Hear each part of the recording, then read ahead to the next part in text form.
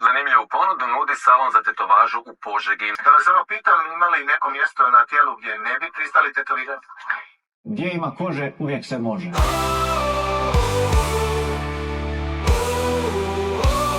Pokazala si letira blizu cvijeta svog. Prirodu tu dijela volim, neko prosti mi Bog. Boli uvijek prvi put. Gdje ima kože, uvijek se može. Gdje ima kože, uvijek se može. Kožu si ponudila, svoje platno bijelo. Nisi puno birala, kome nudiš tijelo. Svaki je od njih na tebi ostavio traga. Poslije nježnog leptira uzela si vraga. Boljelo je prvi put. Gdje ima kože,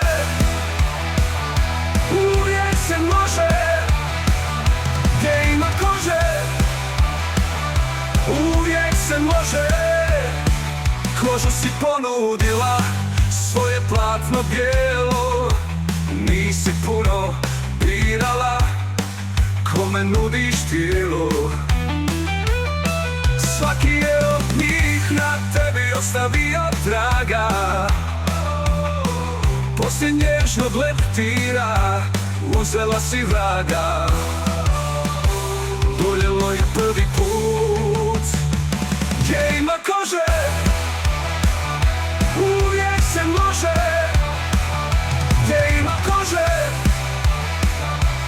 uvijek se može.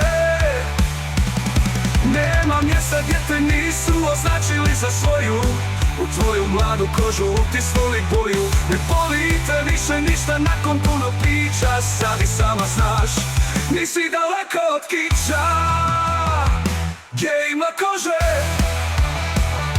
uvijek se može. Gdje ima kože,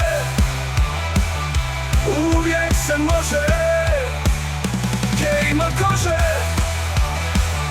uvijek se može. Gdje ima kože, uvijek se može. Vlasnik salona nam kaže da nije riječ o šali.